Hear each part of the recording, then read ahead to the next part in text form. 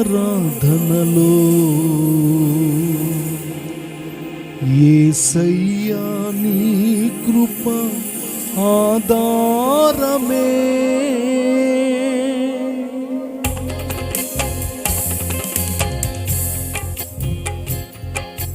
నా గీతారాధనలో యేసయ్యా నీ కృప ఆధారమే. నా గీతారాధనలో యేసయ్యా నీ కృప ఆధారమే. నా వేదనలలో జనించెనే నీ కృపాధరణ. నా వేదనలలో జనించెనే నీ కృపాధరణ. నా గీతారాధనలో యేసయ్యా నీ కృపాధారమే. నా గీతారాధనలో యేసయ్యా నీ కృప ఆధారమే. చేనిలోని పైరు చేతికి రాకున్నా, ఫలములన్నీ రాలిపోయినా, సిరి సంపదలన్నీ దూరమైపోయినా, నేను చెల్లించనులే. చేనిలోని పైరు చేతికి రాకున్నా, ఫలములన్నీ రాలిపోయినా, సిరి సంపదలన్నీ దూరమైపోయినా, నేను చెల్లించనులే. నిశ్చలమైన రాజ్యము కొరకే ఎల్లవేళలా నిన్నే ఆరాధింతునే. నిశ్చలమైన రాజ్యము కొరకే ఎల్లవేళలా నిన్నే ఆరాధింతునే. నా గీతారాధనలో యేసయ్యా నీ కృప ఆధారమే. నా వేదనలలో జనించెనే నీ కృపాధరణ. నా వేదనలలో జనించెనే నీ కృపాధరణ. నా గీతారాధనలో యేసయ్యా నీ కృప ఆధారమే. నా గీతారాధనలో యేసయ్యా నీ కృప ఆధార. దేవుని పరిశుద్ధమైనటువంటి నామానికి ఈ యొక్క ఉదయకాల సమయమందున వందనాలు. ఈ యొక్క కార్యక్రమాన్ని వీక్షిస్తున్నటువంటి ప్రతి ఒక్కరికి కూడా మా ప్రేమపూర్వకమైన శుభాలు తెలియచేస్తున్నాం. దేవుని బిడ్డలారా, మరొకసారి ఈ యొక్క జూలై మాసంలో 5వ తారీఖున ఉదయకాల సమయం ముందు కొద్ది సమయం దేవుని వాక్యాన్ని, ప్రశస్తమైనటువంటి ఆయన యొక్క దివ్యమైనటువంటి మాటల్ని మీతో పంచుకునేందుకు దేవాతి దేవుడు నాకు అనుగ్రహించిన ఈ చక్కటి విలువైన సమయాన్ని బట్టి నేనెంతగానో ప్రభుని స్తుతిస్తున్నాను. దేవుని బిడలారా, అందరూ దేవుని వాక్యాన్ని ప్రతి దినం వింటున్నారా? బిడలారా, ఈ సమయమున ఈ యొక్క దిన ధ్యానార్థ నిమిత్తమై కొద్ది సమయం దేవుని మాటల్ని మనం ధ్యానించుకుందామా? నిన్నటి రోజున దేవుని బిడలారా ఒక చక్కటి వర్తమానాన్ని మనం విన్నాం. 2 రోజుల నుంచి ఒక అంశం మీద పరిశుద్ధాత్మ దేవుడు మనతో మాట్లాడుకుంటూ వస్తున్నాడు. ఏంటి ఆ యొక్క అంశం అనంటే నమ్మకత్వము. నమ్మకమైనటువంటి వానికి దీవెనలు మెండుగా కలుగుతాయి అని, మనము ఏ విషయాలలో మనం నమ్మకంగా ఉండాలి అని మనము ఒకరోజు వచ్చేసి జీవితంలో మనం నమ్మకంగా ఉండాలని, రెండవదిగా నిన్నటి రోజున నిన్నటి మాటలో నమ్మకత్వాన్ని మనం కలిగి జీవించాలి అని చెప్పేసి మన హృదయంలో ఉన్న మాటలే మన పెదవులతో మనం మాట్లాడాలి. కానీ ఈ రోజున మన హృదయంలో ఒకటి, పెదవులతో ఇంకొకటి మనం మాట్లాడకూడదు. మన యొక్క మాటలు ఎలా ఉండాలంటే మన హృదయ స్థితికి తగినట్లుగా ఉండాలి అని చెప్పి మనం ఈ యొక్క అప్పుడే దేవుని ఉన్నతమైన మేలులు ఆశీర్వాదాల్ని మనం పొందుకుంటాం అనేసి లేఖన భాగాల్లో నుంచి నిన్నటి రోజున మనం ధ్యానించుకుంటూ వచ్చాం. దేవుని బిడ్డలారా, ఈ ప్రశస్తమైనటువంటి దినమున ఈ యొక్క నమ్మకత్వం అనేటువంటి ఈ యొక్క అంశం మీదనే మరొక మాట కూడా నేను మీతో పంచుకోవాలని ఆశిస్తున్నాను. జాగ్రత్తగా దేవుని మాటలు మీరు ఆలకించండి. యోహాను సువర్తమానం 4వ అధ్యాయం 28వ వాక్య భాగాన్ని 23వ వాక్య భాగాన్ని నేను చదువుతాను. జాగ్రత్తగా ఆ మాటల్ని మీరు ఆలకించండి. అయితే యథార్థముగా ఆరాధించువారు ఆత్మతోనూ సత్యముతోనూ తండ్రిని ఆరాధించు కాలము అది ఇప్పుడును వచ్చి ఉన్నది.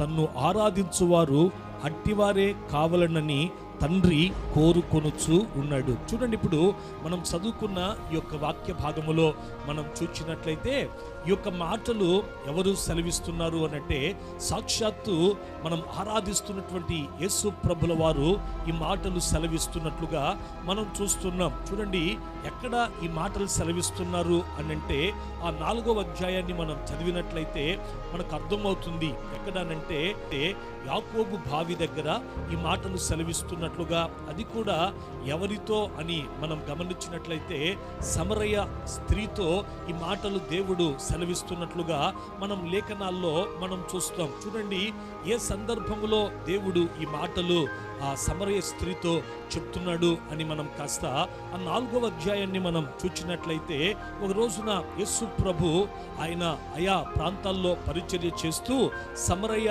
గ్రామానికి ఆయన వచ్చి ఉన్నాడు. అక్కడ ఆ గ్రామంలో ఒక యాకోబు బావి ఉండడం మనకందరికీ కూడా తెలిసినటువంటి విషయమే. ఆ యాకోబు బావి దగ్గరికి యేసు ప్రభు రావడం ఆ తర్వాత ఆ యాకోబు బావి దగ్గరికి నీళ్లు చేదుకోవడానికి ఈ సమరయ స్త్రీ కూడా రావడం మనకందరికి కూడా ఈ యొక్క విషయాలన్నీ కూడా తెలిసినటువంటి విషయమే. చూడండి, ఆ సందర్భంలో యేసు ప్రభు ఆ యొక్క సమరయ స్త్రీని ఏమడుగుతాడు అనంటే, అమ్మా, నాకు కాస్త దాహంగా ఉంది, నీవు నా యొక్క దాహాన్ని తీర్చుటకు కాస్త ఈ యొక్క బావిలో నుండి నీళ్లు చేది నాకు నీళ్ళు ఇస్తావా అని చెప్పేసి అడిగినటువంటి ఆ యొక్క సందర్భంలో వెంటనే ఆ యొక్క సమరయ స్త్రీ ఏమంటది అనంటే, ఇదిగో మీరు చూస్తే యూదుల మాదిరి ఉంటున్నారు, మేము చూస్తే ఎవరిమి అనంటే సమరయులము. అసలు ఈ యొక్క యూదులు అనేవారు సమరయులతో సాంగత్యం చెయ్యరు కదా, అయినా నీవెట్లా నన్ను నీవు నీళ్ళు అడుగుతున్నావు అని చెప్పేసి ఆమె అనడము. ఆ సందర్భంలో యేసు ప్రభు ఆమెను చూస్తూ ఆమెతో ఏమంటాడు అనంటే, ఈ నీళ్లు అడుగుచున్నటువంటి వాడు ఎవడో నీవు ఎరిగినటువంటి దానివే అయితే, ఇదిగో నీవే నన్ను అడుగుతావు నీళ్లను, నేను ఇచ్చేటువంటి ఆ యొక్క నీళ్లు త్రాగు, వాడు మరి అన్నడు కూడా దప్పికొనడు అని ఆయన చెప్పినటువంటి ఆ యొక్క సందర్భంలో మనం చూచినట్లయితే, ఇదిగో ప్రభువా, అయితే ఆ యొక్క నీళ్లను నీవు నాకు దయచేయమని చెప్పి ఆమె అడిగినటువంటి ఆ యొక్క సందర్భాన్ని మనం చూస్తాం. అయితే అడిగినటువంటి ఆ యొక్క సందర్భంలో యేసు ప్రభుల వారు ఆమెకు ఏం ప్రత్యుత్తరం ఇచ్చారు అనంటే, ఆయన అన్నారు ఏమన్నంటే, నీ భర్తను తీసుకొని రా, అప్పుడు నేను నీకు ఆ నిత్య జీవ ఊటల్ని నేను నీకు అనుగ్రహిస్తానని చెప్పినప్పుడు ఆమె అంటది ఏమన్నానంటే, నాకు పెనిమిటి లేడు అని చెప్పేసి, నిజమే చెప్పావు అని చెప్తూ మరలా ఏమంటాడు అనంటే, నీకు 5 మంది పెనిమిటులు ఉన్నారు అని చెప్పేసి అన్నటువంటి ఆ సందర్భంలో ఆమె చాలా ఆశ్చర్యానికి గురవుతుంది. కారణం ఏమిటి అనంటే, యేసుప్రభుల వారు ఆమె యొక్క జీవితాన్ని గురించి తెలిసినట్లు ఆయన ఖచ్చితంగా చెప్పడాన్ని బట్టి ఆమె చాలా ఆశ్చర్యానికి గురైపోయి ఆమె వెంటనే యేసు ప్రభుని ఏమనుకుంటది అనంటే, ఈయన ఎవరో ప్రవక్త అయి ఉన్నాడు, ఒక ప్రవక్తనే కదా. ఆ ముఖం చూచిన వెంటనే వారి యొక్క జీవితాల్ని గూర్చి తెలుసుకునేది. కాబట్టి ఈయన ఎవరో ప్రవక్త అయి ఉన్నాడు అని చెప్పి వెంటనే ఆమె ఏం చేసింది అనంటే, అయ్యా నీవు చూస్తే ప్రవక్తలాగా నాకు కనబడుతున్నావు, అయినా ప్రవక్తలు ఉండవలసింది ఎక్కడ అనంటే యెరూషలేములో ఉండాలి కదా.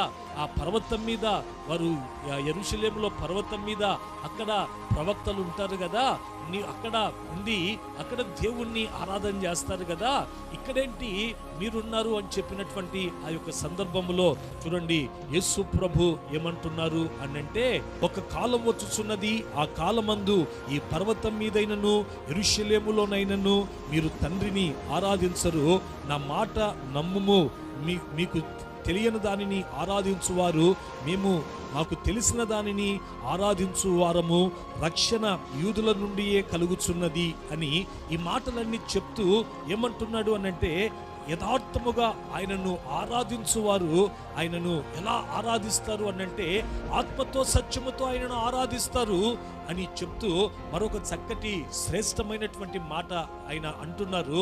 ఈ దినమున ఆ మాటనే మనం కొద్ది సమయం ధ్యానించబోతున్నాం దేవుని ప్రియులారా. ఏమిటి ఆ మాట అనంటే, మనం ఆరాధిస్తున్నటువంటి మన పరలోకపు తండ్రి కూడా ఆయన ఎలాంటి వారిని కోరుకుంటున్నారు అనంటే, ఆత్మతో సత్యముతో ఆరాధించేటువంటి వారినే ఆయన కోరుకుంటున్నారు అనేసి యేసు ప్రభు ఆ యొక్క సమరయ స్త్రీతో అంటున్నట్లుగా మనం లేఖన భాగాల్లో మనం చూస్తున్నాం దేవుని బిడ్డలారా. చూడండి, ఇప్పుడు ఇక్కడ ఈ యొక్క వాక్య భాగంలో యేసు ప్రభు చెప్తున్నటువంటి మాట ఏమిటి అనంటే, పరలోకమందున్నటువంటి మన దేవాతి దేవుడు, మన తండ్రి అయినటువంటి దేవుడు ఆయన కోరుకుంటున్నాడట. ఆయన ఎవరిని కోరుకుంటున్నారు అనంటే చూడండి యేసు ప్రభుల వారు అంటున్నారు, ఆత్మతో సత్యముతో ఆరాధించేటువంటి వారినే ఆయన కోరుకుంటున్నారు అనేసి అంటున్నట్లుగా మనం చూస్తున్నాం. తెలుగు బైబిల్లో చూడండి సత్యముతో అనే మాట ఉంది కదా. ఇంగ్లీష్ బైబిల్లో మనం గమనించినట్లయితే ఆ సత్యము అనే ఆ యొక్క చోట ఏమనుంది అనంటే ట్రూత్ అనేటువంటి ఆ యొక్క మాట మనం గమనిస్తాం. ట్రూ అనేటువంటి ఆ యొక్క మాటను మనం గమనిస్తాం. అంటే ట్రూత్ అనగా లేకపోతే ట్రూ అనగా అర్థం ఏమిటి అనంటే నమ్మకత్వము అని అర్థం. అంటే చూడండి దేవుని బిడ్డలారా, దేవుడు ఈ రోజున కోరుకుంటున్నాడు. ఎవరిని కోరుకుంటున్నాడు అనంటే, ఈ యొక్క వాక్య భాగములో యేసు ప్రభుల వారు సమరయ స్త్రీతో చెప్తున్నటువంటి మాట ఏమిటి అంటే, ఆత్మతోనూ నమ్మకముగాను దేవుని ఆరాధించేటువంటి వారినే కోరుకుంటున్నాడట. ఆత్మతోనూ నమ్మకముగా దేవునిని ఆరాధించేటువంటి వారినే దేవుడు కోరుకుంటున్నాడట. చూడండి, ఈ రోజున దేవుని బిడ్డలారా, నమ్మకమైనటువంటి వానికి దీవెనలు అనేవి మెండుగా కలుగుతాయి అని జ్ఞాని అయినటువంటి సొలొమోను చెప్తున్నాడు. మొదటిగా మన యొక్క నమ్మకత్వము అనేది దేనిలో అనంటే, మన యొక్క జీవితంలో మనం నమ్మకంగా ఉండాలి, బాహ్య జీవితంలో మనం నమ్మకంగా ఉండాలి, అంతరంగ జీవితంలో మనం నమ్మకంగా ఉండాలి. రెండవదిగా మన నోట వచ్చేటువంటి మాటల విషయంలో మనం నమ్మకంగా ఉండాలి. యేసు ప్రభుల వారే సమరయ స్త్రీతో ఆయన చెప్తున్నటువంటి ఒక చక్కటి మాట ఏమిటంటే, దేవుడు ఆరాధించేటువంటి వారిని కోరుకుంటున్నారు అన్నట. ఎలాంటి వారిని అనంటే, ఆత్మతోనూ సత్యముతోనూ నమ్మకముగా దేవుణ్ణి ఆరాధించేటువంటి వారిని ఆయన కోరుకుంటున్నాడట. చూడండి, అంటే ఈ రోజున మన దైనందిక జీవితాలలో దేవుని దివ్యమైనటువంటి ఆశీర్వాదాలని మనం పొందుకోవాలి అనంటే, ఈ రోజున మన బ్రతుకుల్లో మూడవదిగా మనము దేనిలో మనం నమ్మకంగా ఉండాలి అనేసి దేవుని వాక్యం అనేది మనల్ని హెచ్చరిస్తుంది అనంటే, దేవుణ్ణి ఆరాధించేటువంటి విషయంలో మనం నమ్మకంగా ఉండాలి అనేసి ఈ రోజున దేవుని వాక్యం అనేది మనల్ని హెచ్చరిస్తూ ఉంది. చూడండి దేవుని బిడ్డలారా, ఈ రోజున దేవుణ్ణి ఆరాధించేటువంటి విషయంలో నమ్మకంగా ఉండడం అంటే ఏంటి అనే ఆ యొక్క మాటలు చెప్పక మునుపు నేను మొట్టమొదటిగా ఆరాధనను గూర్చి, ఆరాధన యొక్క విశిష్టతలు, ఇంకా చెప్పాలంటే ఆరాధించుట ద్వారా మన జీవితంలో, దేవుణ్ణి ఆరాధించుట ద్వారా మన జీవితంలో మనకు కలిగేటువంటి ఆశీర్వాదాలు అవి ఎలా ఉంటాయో చూడండి. నేను చెప్తాను ఆ తదుపరి. అసలు నమ్మకంగా ఆరాధించడం అంటే ఏంటో నేను ఆ విషయం కూడా చెప్పి ఈరోజు ఈ నా మాటల్ని నేను ముగిస్తాను. దేవుని బిడ్డలారా చూడండి, అసలు దేవుణ్ణి ఆరాధించుట ద్వారా మనకు కలిగేటువంటి ఆశీర్వాదాలు ఏంటి, ఆరాధన యొక్క ఆ విశిష్టత, గొప్పతనం ఏమిటి అని మనం ఈ పరిశుద్ధ గ్రంథమైనటువంటి బైబిల్లో, మన బైబిల్ గ్రంథాన్ని మనం చూచినట్లయితే, ఈ పరిశుద్ధ గ్రంథమైనటువంటి బైబిల్లో అనేక మంది భక్తుల్ని మనం చూస్తాం. దేవుణ్ణి ఆరాధించినటువంటి భక్తుల్ని మనం చూస్తాం. భక్తుల జీవితాలలో వారు దేవుణ్ణి ఆరాధించుట ద్వారా వారు ఎటువంటి ఆ మేలులు, ఎటువంటి ఆశీర్వాదాలని వారు పొందుకున్నారు అని మనం కాస్త ఈ లేఖన భాగాల్లో మనం చూచినట్లయితే చూడండి. బైబిల్ గ్రంథంలో మనం గమనిస్తే యెహోషువ గ్రంథంలో మనం చూస్తాం. ఏంటి అని అంటే, ఆయన ప్రజలైనటువంటి ఇశ్రాయేలీయులు యెరికో ప్రాకారాలు వారి చుట్టూ ఎత్తుగా ఉన్నాయి. ఏం చేశారు అని అంటే చూడండి, దేవుణ్ణి వారి చుట్టూ తిరుగుతూ దేవుణ్ణి ఆరాధన చేస్తూ వాటి చుట్టూ తిరిగారట. తిరిగినటువంటి ఆ యొక్క సందర్భంలో లేఖనాల్లో మనం ఏం చూస్తాము అని అంటే, ఆ యెరికో కోట గోడలు వారి ముందు ఏమైనాయంటే పడద్రోయబడినట్లు, ఆ యెరికో కోట గోడలు వారి ముందు సదను భూమిగా మార్చబడినట్లుగా మనం లేఖనాల్లో మనం చూస్తాం. దాని ద్వారా వారు ఆ యొక్క యెరికో పట్టణాన్ని స్వాధీనపరుచుకున్నట్లు మనం లేఖన భాగాల్లో మనం చూస్తాం. ఇంకా అంత మాత్రమే కాదు కానీ మనం ఈ యొక్క కొత్త నిబంధన పుస్తకములో మనం చూచినట్లయితే ఇద్దరు దైవ సేవకులను, పౌలు శీలలను ఇద్దరిని కూడా చెరసాల్లో వేస్తారు. చూడండి, అపోస్తుల కార్యాల్లో ఆ మాటల్ని మనం గమనిస్తాం. అయితే ఆ చెరసాలలో ఆ సంఖ్యల చేత బంధింపబడినటువంటి వారు ఏం చేశారు అని అంటే వారు దేవునిని కీర్తించారట. దేవుణ్ణి ఆ చెరసాలల్లో దేవుణ్ణి ఆరాధించినట్లుగా మనం చూస్తాము.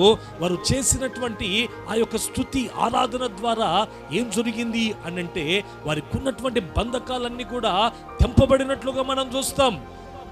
ఇంకా అంత మాత్రమే కాదు కానీ ఇంకా మనం పాత నిబంధన పుస్తకంలో మనం చూచినట్లయితే దేవుని బిడలారా, ఒక రోజున యెహోషాపాతు మీదికి యుద్ధానికి వస్తారు శత్రువులు, మోయాబీయులు, అమ్మోనీయులు, ఇంచుమించు 5 రాజ్యాల వారు శత్రువులు యుద్ధానికి వచ్చినటువంటి ఆ సందర్భంలో ఈ యొక్క యెహోషాపాతు చేసినటువంటి కార్యం కూడా ఏమిటి అని మనం చూచినట్లయితే, వారి యొక్క సైన్యానికి ముందుగా దేవుణ్ణి ఆరాధించేటువంటి వారిని నిలబెట్టాడట.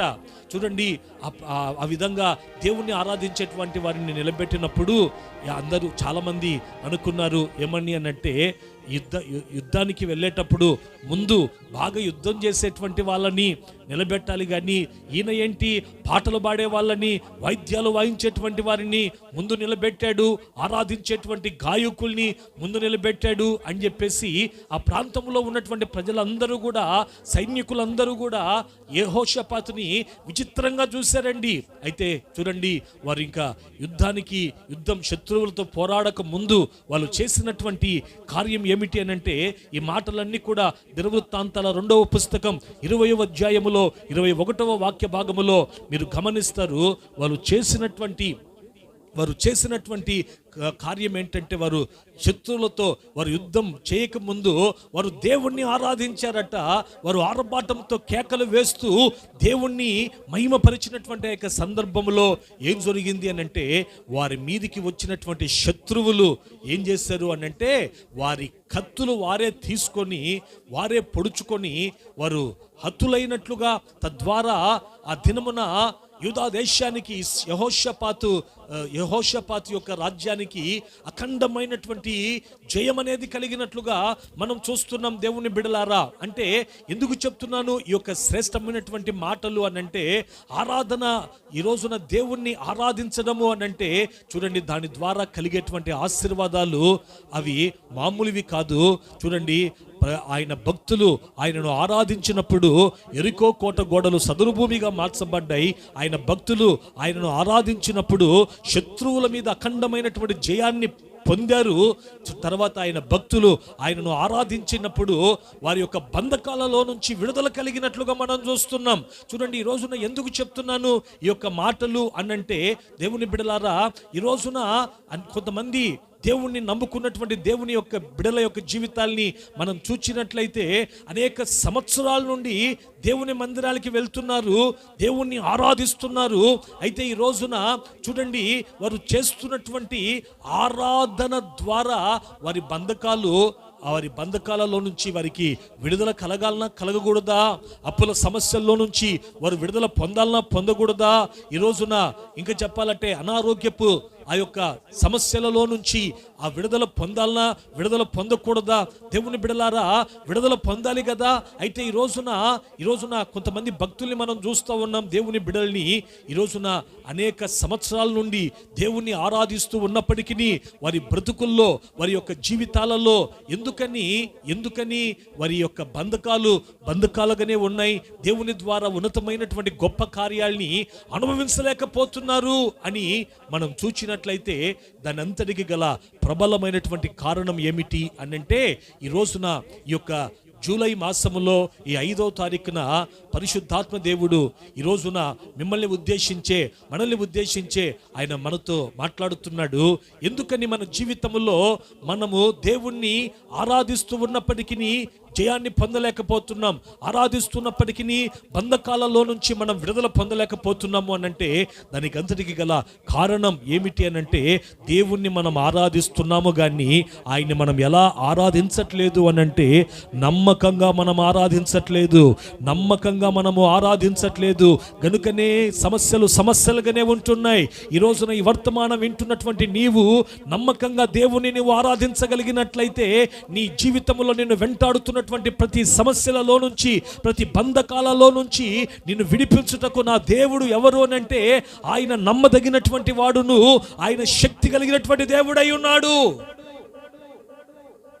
సమరయ స్త్రీతో యేసు ప్రభు చెప్తున్నటువంటి మాట, ఆయనను ఆరాధించువారు ఆత్మతోనూ సత్యముతోనూ ఆరాధిస్తారు, నమ్మకంగా ఆయనను ఆరాధిస్తారు, అట్టి వారినే నా తండ్రి కోరుకొనుచున్నాడు అనేసి అంటున్నాడు. చూడండి, నమ్మకంగా ఆరాధించడం అంటే ఏంటి? ఈ రోజున నమ్మకంగా ఆరాధిస్తే బంధకాల్లో నుంచి విడుదల కలుగుతుందని చెప్తున్నారు కదా పాస్టర్ గారు. నమ్మకంగా దేవుణ్ణి ఆరాధించడం అంటే ఏంటి అనంటే, చూడండి నేను చెప్తాను, జాగ్రత్తగా మీరు ఆలకించండి. నమ్మకంగా దేవుణ్ణి ఆరాధించడము అనంటే దాని అర్థం ఏమిటి అనంటే, మన బ్రతుకుల్లో నమ్మకంగా ఆరాధించడం అంటే ఏమిటి అనంటే, దేవుడు మన జీవితంలో మేలు చేసినా, దేవుడు మన జీవితంలో మేలు చేయకపోయినా దేవుణ్ణి ఆరాధించే అనుభవము ఎవరి జీవితంలో అయితే ఉంటుందో వారు నమ్మకంగా దేవుణ్ణి ఆరాధిస్తున్నారని దాని అర్థం అండి. హల్లెలూయా. దేవుడు నా జీవితంలో మేలు చేసినా నేను దేవుణ్ణి ఆరాధిస్తాను, మేలు చేయకపోయినా నేను దేవుణ్ణి ఆరాధిస్తాను అనే ఈ యొక్క శ్రేష్టమైన అనుభవాన్ని ఎవరైతే కలిగి ఉంటారో వారే నమ్మకంగా దేవుణ్ణి ఆరాధించేటువంటి వారు.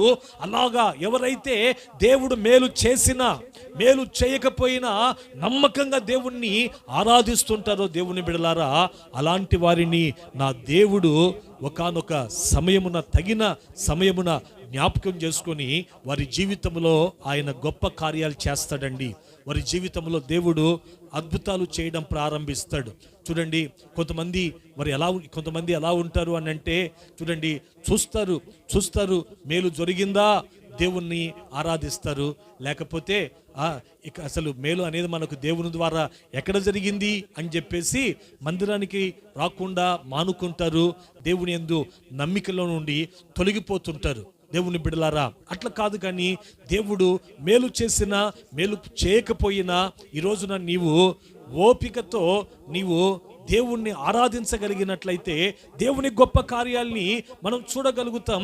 మనము నమ్మకంగా దేవుని ఆరాధించగలిగినట్లయితే దేవుడు మన జీవితంలో ఆయన గొప్ప కార్యాలు చేస్తాడు. చూడండి, బైబిల్లో కూడా అనేక మంది భక్తులు మనకు కనబడతారు, దేవుని ఆరాధించినటువంటి వారు. వారి చరిత్ర మనం చూసినట్లయితే వారి జీవితంలో దేవుడు మేలు చేసినప్పుడే దేవుని ఆరాధించారా అని మనం చూసినట్లయితే దానియేలు పుస్తకం మనం చూస్తే షడ్రక్ మెషక్ అబేద్నెగోలు యొక్క చరిత్ర మనం గమనించినట్లయితే చూడండి, ఈ యొక్క షడ్రక్ మెషక్ అబేద్నెగోలు అంటున్నటువంటి మాట ఏమిటో తెలుసా?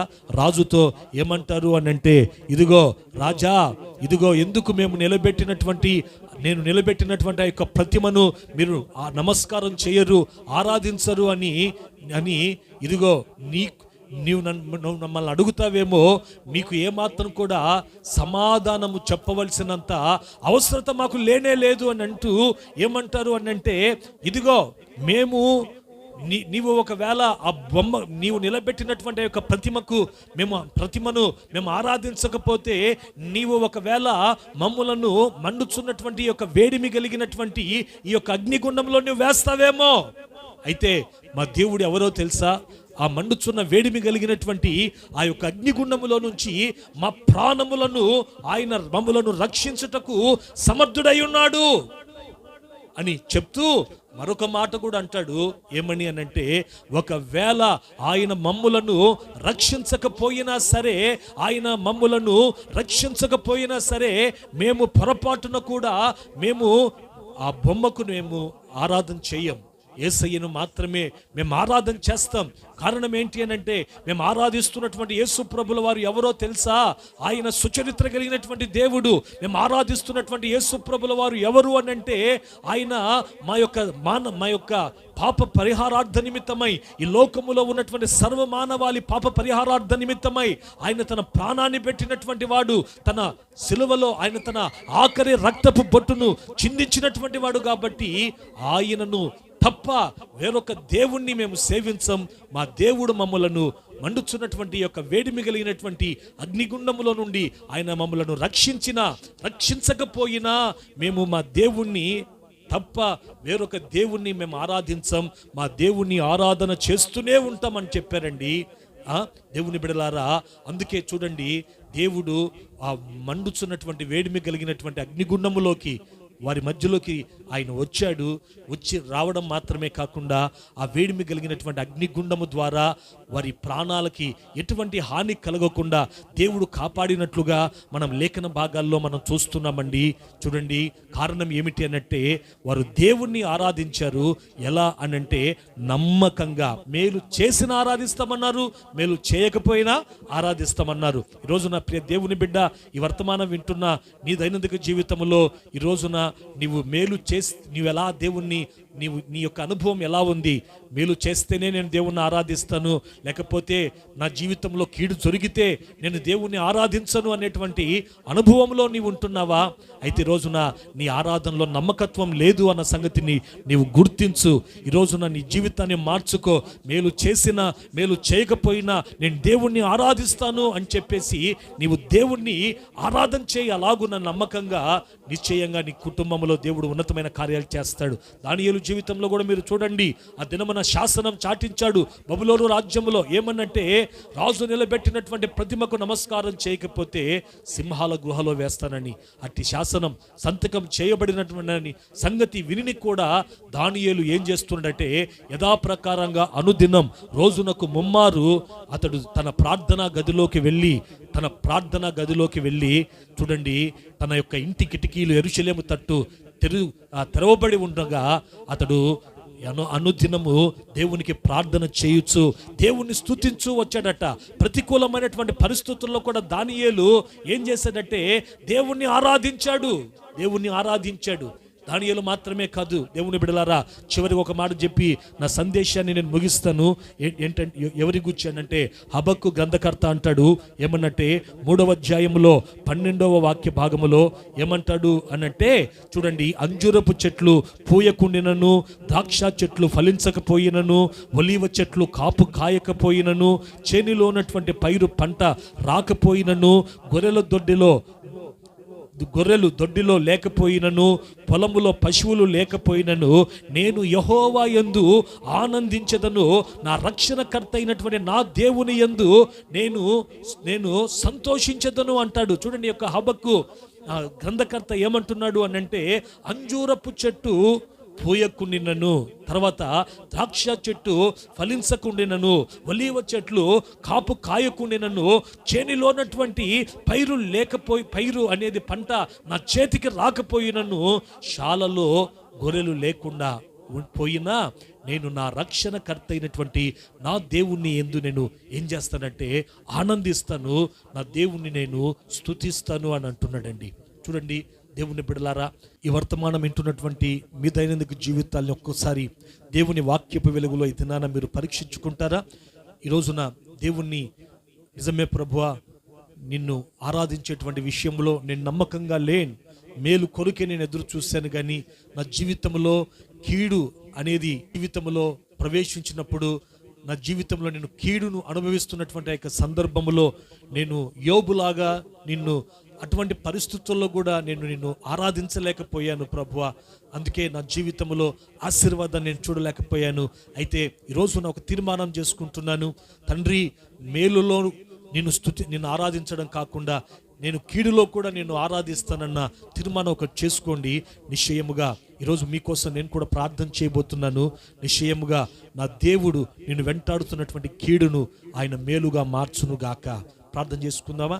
ప్రేమగల తండ్రి, పరిశుద్ధుడైన దేవ, ఈ జూలై మాసములో 5వ తారీఖున మీరు మాకు అనుగ్రహించినటువంటి విలువైన మాటలను బట్టి మీకు స్తోత్రాలు. నమ్మకమైన వానికి దీవెనలు మెండుగా కలుగుతాయని 3 రోజుల నుంచి ప్రభువా ఈ యొక్క అంశం మీద మీరు అనేకమైనటువంటి సత్యాల్ని మీరు మాకు బోధిస్తూ వస్తున్నారు తండ్రి.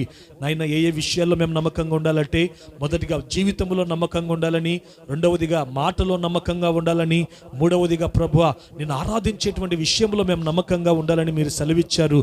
ఆరాధనలో నమ్మకంగా ఉండడం అంటే తండ్రి మేలు జరిగినప్పుడు మిమ్మల్ని స్తుతించి మిమ్మల్ని ఆరాధించడం కాదు, కానీ ప్రతికూలతలో కూడా దానియేలు వలె, షడ్రక్ మెషక్ అబేద్నెగోల వలె ప్రభువా, హబక్కు నాయన ప్రవక్త వలె ప్రభువా, నా తండ్రి నేను ప్రతికూలతలో కూడా మిమ్మల్ని ఆరాధించినప్పుడు తండ్రి తగిన కాలమందు తగిన సమయమందు మీరు మమ్మలను ఆశీర్వదిస్తారని నా తండ్రి మీరు లేఖనాల ద్వారా మీరు మాతో మాట్లాడుకుంటూ వచ్చారు. ఈ దినమున ప్రభువా మీ బిడ్డలు చేస్తున్నటువంటి ప్రతి పని పాటల్లో మీరు తోడుగా ఉండండి తండ్రి. ముఖ్యంగా అన్ని విషయాల్లో మీరు ఆశీర్వదించి ప్రతి దినాన్ని ప్రతి క్షణాన్ని మీరు మీ బిడ్డలకు దీవెనకరంగా మార్చి మహిమ తెచ్చుకోమని, ప్రతి దినం ఈ యొక్క కార్యక్రమాలు వీక్షిస్తున్న ప్రతి ఒక్కరిని కూడా ప్రభువా ఆత్మీయమైనటువంటి మేలుల చేత సంతృప్తి పరిచి మీరే నడిపించమని, ఈ యొక్క కార్యక్రమం ఆగిపోకుండా ప్రతి దినం ఈ విధంగా కొనసాగించబడేటట్లు తగిన కృపను మాకు కూడా అనుగ్రహించి నడిపించమని యేసు నామమున అడిగి వేడుకుంటున్నాం పరమ తండ్రి. ఆమేన్.